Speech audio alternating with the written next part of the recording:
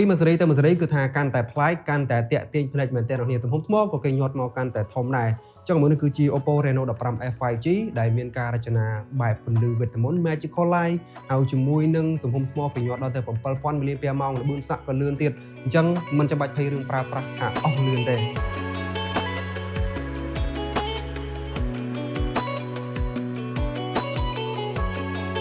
អញ្ចឹងនៅក្នុងឆ្នាំថ្មី2026នេះគឺថា Oppo បាន upgrade កាន់តែប្រសើរមកកម្រិតទៀតហើយនៅលើ smartphone ដែលមានតម្លៃនៅក្នុងកម្រិតកណ្ដាលណាបងប្អូនហើយនៅដៃកំពុងតែបង្ហាញគឺ Oppo Reno 15 F5G អញ្ចឹងសម្រាប់ការ upgrade លើការ design លើកនេះគេហៅថា Magical Light ពន្លឺវេទមន្តឬក៏យើងអាចហៅម្យ៉ាងទៀតថាជាពន្លឺ Aurora ដែលពន្លឺមួយនេះគឺស្អាតមែនទែនហើយកម្រនឹងចាញ់ណាបងប្អូនអញ្ចឹងគេដាក់មកលើក្នុងក្រោយទូរស័ព្ទនេះបានន័យថាវាកាន់តែតាក់ទាញនៅពេលដែលយើងកាន់ប្រើប្រាស់នៅខាងក្រៅចាំងជាមួយនឹងពន្លឺព្រះអាទិត្យណាមើលមកគឺតាក់ទាញភ្នែកស្អាតតែម្ដងហើយផ្នែកកាមេរ៉ារបស់វាក៏មានការ update តិចតួចដែរអញ្ចឹងលើកនេះគេដាក់មកជាមួយនឹងពាក្យ Reno AI Camera អញ្ចឹងបានន័យថាក៏គេផ្ដោតខ្លាំងក៏ដូចជាផ្ដោតសំខាន់ទៅលើការថតរូបការថតវីដេអូកាន់តែខ្លាំងជាងមុនដែរអ្នកនរគ្នាហើយសម្រាប់រូបរាងជុំវិញទាំងមូលទាំងទម្ងន់ទាំងកម្រាស់របស់វាគឺផាកផាយជាមួយនឹងជំនាន់មុនទេហើយ frame ជុំវិញរបស់វានេះគឺជាប្រភេទ aluminium អញ្ចឹង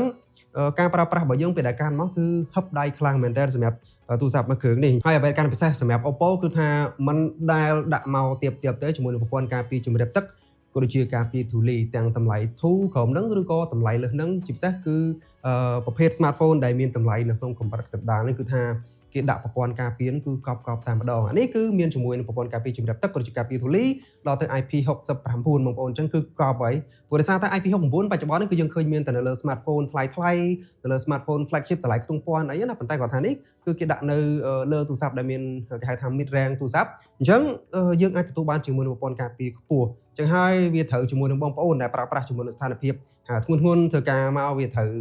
ដីឬក៏ខ្ទាតទឹកលើឬក៏ដៃសើមឬអីចឹងណាអញ្ចឹងគឺវាអាចធន់ជាមួយនឹងគេហៅថាស្ថានភាពទាំងអស់នឹងបានបងប្អូនមិនចាំបាច់បារម្ភទេធ្លាក់ចូលទឹកអីមុំអីគឺមិនចាំបាច់ភ័យទេយើងដាក់ឲ្យទៅវាស្ងួតទៅគឺមិនចាំបាច់ភ័យរឿងចូលទៅខាងក្នុងទៅដោយសារប្រព័ន្ធការពារជំរាបទឹករបស់វានេះគឺវាខ្ពស់បំផុតហើយអញ្ចឹងទៅលើអេក្រង់របស់វាវិញអានេះសម្រាប់អេក្រង់របស់វាគឺជាប្រភេទ AMOLED ទំហំ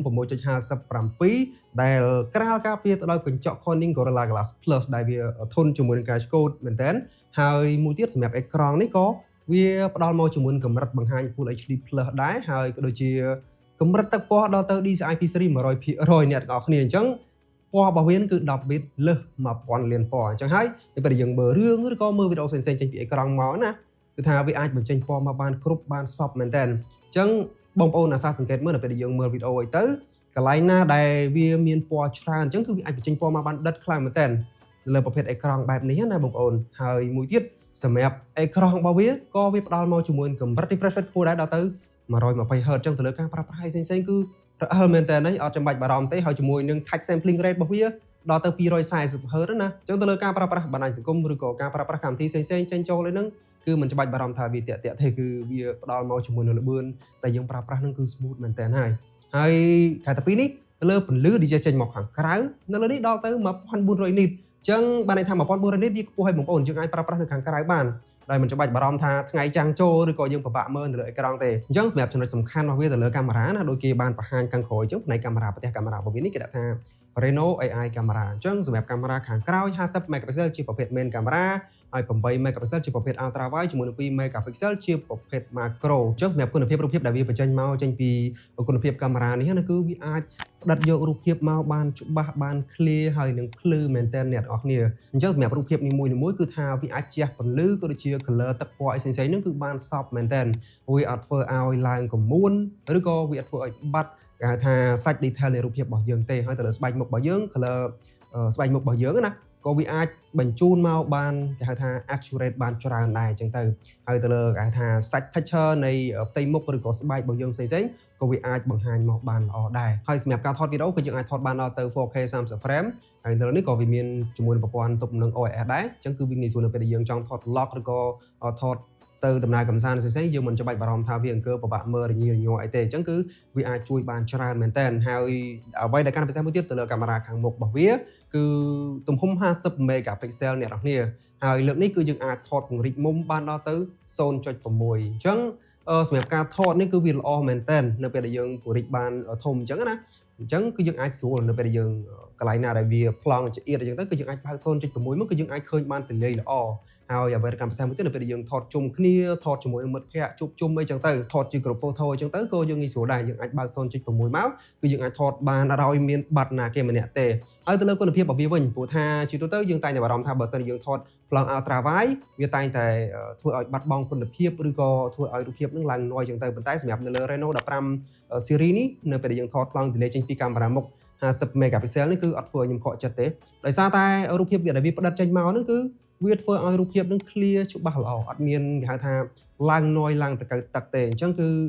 យើងអាចថតបានស្អាតមែនតើអញ្ចឹងទៅលើ performance របស់វាវិញអ្នកនាងសម្រាប់ Oppo Reno 15 F5G មួយនេះអាចនិយាយបានថាវាមិនសូវជាមានការ upgrade ខ្លាំងពីជំនាន់មុនទេវាអាចនឹងប្រហាក់ប្រហែលជំនាន់មុនដែរអញ្ចឹងណាប៉ុន្តែគាត់ថាទៅលើសមត្ថភាពរបស់វាគឺខ្ញុំអាចប្រើប្រាស់ជាមួយនឹងកិច្ចការងារបានច្រើនអានេះគឺប្រើប្រាស់ជាមួយនឹងម្ទេស chip Snapdragon 6 Gen 1ហើយបើពាក់មកជាមួយនឹង RAM 12GB ដែលយើងអាចបូកបន្ថែមបាន 12GB ទៀតហើយមានជាមួយនឹងទំហំ storage 256GB តែប៉ុន្តែវាមានជំរឿនផ្សេងទៀតអញ្ចឹងណាទៅលើទំហំ storage ក៏ដូចជាទំហំ RAM របស់វា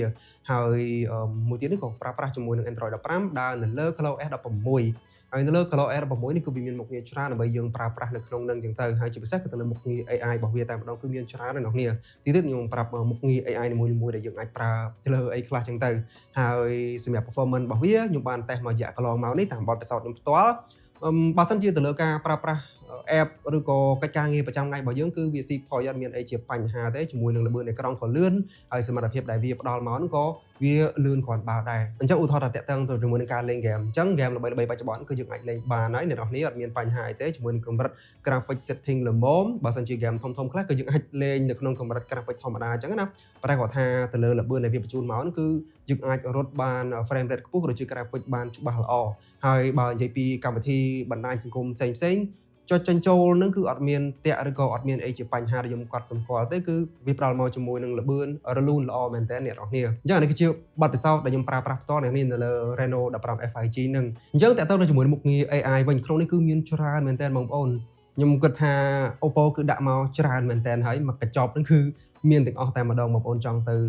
មើលអីឬក៏ចង់ប្រើប្រាស់អីក៏មានដែរក្នុងនឹងដូចជាមុខងារ AI Mind Space ដែលសម្រាប់បងប្អូនដែលធ្វើការងារការិយាល័យឬក៏សិស្សសាលាអីផ្សេងៗណាចង់កត់ទៅលើព័ត៌មានផ្សេងៗដែលយើងកត់ទុកជា memory របស់យើងហើយចាំឲ្យវា summarize នៅពេលក្រោយហ្នឹងក៏យើងអាចប្រើប្រាស់ជាមួយមុខងារនឹងបានដែរគឺវាជួយយើងច្រើនមែនតើយើងអាចសួរសំណួរក្នុងនឹងបានតែម្ដងហើយមួយទៀតគឺតាក់ទងទៅជាមួយមុខងារ AI editor នៅក្នុងនេះគឺមានច្រើនតែម្ដងអ្នកនាងវាដូចតែជាមួយនឹងជំនាន់មុនដែរវាមានជាមួយនឹងមុខងារ AI ដែលយើងអាចលុបរូបភាពឬក៏លុប background លុប object ណាផ្សេងៗដែលយើងមិនចង់បានជាងរូបភាពរបស់យើងបានភ្លាមតែម្ដងឬក៏យើងអាចលុបរូបមនុស្សអីផ្សេងៗនៅក្នុងនោះគឺមានច្រើន AI remove people នឹងឬក៏ជាមួយនឹងមុខងារ AI recompose ដែលយើងអាចធ្វើឲ្យរូបភាពរបស់យើងrecompose សារថ្មីមកថតអត់សូវស្អាតអត់ទៅអីចឹងទៅហើយវាមានជាមួយនឹងមុខងារ AI perfect shot ដែលយើងអាចប្រើប្រាស់ជាមួយនឹងមុខងារហ្នឹងដើម្បីជួយទៅលើប្លង់របស់យើងនៅពេលដែលយើងថតទៅប៉ះណាគេម្នាក់បិទភ្នែកបិទអីចឹងទៅគឺយើងអាចទៅវាបើកបានហើយវាមានជាមួយនឹងមុខងារ AI remove reflection AI unblur ឬក៏មុខងារ AI ដែលធ្វើឲ្យរូបភាពរបស់យើងច្បាស់ជាងមុនគឺមានច្រើនអ្នកនរគ្នាអាចមើលនៅក្នុងវីដេអូនឹងបានវាបង្ហាញមួយចឹងណាបងប្អូនអញ្ចឹងខ្ញុំគិតថាកញ្ចប់តម្លៃប៉ុណ្ណេះគឺ Oppo បានដាក់មកជាមួយនឹងមុខងារ AI ច្រើនមែនតើហើយអ្នកនរគ្នាគឺសម្រាប់ខ្ញុំគឺច្រើនដោយសារតែយើងអាចប្រើប្រាស់បានមុខងារផ្សេងៗគ្នាអញ្ចឹងណាហើយខែទៅពេលនេះទៅលើទំហំថ្មរបស់វាវិញថ្មលើកនេះដល់ទៅ 7000 mAh ជាមួយនឹងល្បឿនសាក80 W អ្នកនរគ្នាអញ្ចឹង80 W មិនមែនធម្មតាណាបញ្ចូល1ដល់ 100% នឹងមិនដល់1ម៉ោងទេគឺយើងអាចបញ្ចូលពេញហើយសម្រាប់ធម្មពលនៅក្នុងការប្រើប្រាស់នេះសម្រាប់ខ្ញុំផ្ទាល់ទៅលើការតេស្តទៅលើទូរស័ព្ទនេះខ្ញុំអាចប្រើប្រាស់បានដល់3ថ្ងៃអានេះមិនមែនខ្ញុំតេស្តប្រើជាប់រហូតទេណាគឺយើងអាចប្រើប្រាស់ទៅតាមការងាររបស់យើងប្រចាំថ្ងៃអញ្ចឹងទៅយើងប្រើធម្មតាលើមើលបណ្ដាញសង្គមខ្លះស្ដាប់ចម្រៀងមើល YouTube ឬក៏មើល Facebook មើល TikTok អីចឹងទៅអានឹងគឺវាអាចនៅជាមួយខ្ញុំបានយូរប៉ុន្តែគាត់ថាបើសិនជាយើងលេងហ្គេមបន្ថែមឬក៏យើងអាចប្រើអានេះធនកិច្ចការងារច្រើនអានឹងគឺវាអាចធ្លាក់ទៅតាមនឹងដែរទៅលើកម្រិតថ្មរបស់វាណាប៉ុន្តែគាត់ថាសម្រាប់ខ្ញុំគឺវាអាចប្រើប្រាស់បានយូរអញ្ចឹងបើសិនយើងប្រើតិចអីគឺវាកាន់បានយូរមែនតើនេះគឺជាបទពិសោធន៍ដែលខ្ញុំប្រើប្រាស់តនៅលើ Oppo Reno 15 F5G មួយនេះហើយអញ្ចឹងសម្រាប់ Oppo Reno 15 F5G មួយនេះឥឡូវនេះគឺមានលក់នៅលើទីផ្សារហើយបងប្អូនអាចរកមើលបាននៅតាមបណ្ដាហាងដែលនៅជិតបងប្អូនទាំងអស់គ្នាហើយសម្រាប់វីដេអូមួយគឺមានប៉ុណ្្នឹងទេអរគុណជួបជាមួយខ្ញុំនៅកណ្ដាលវីដេអូក្រោយទៀតបាយបាយ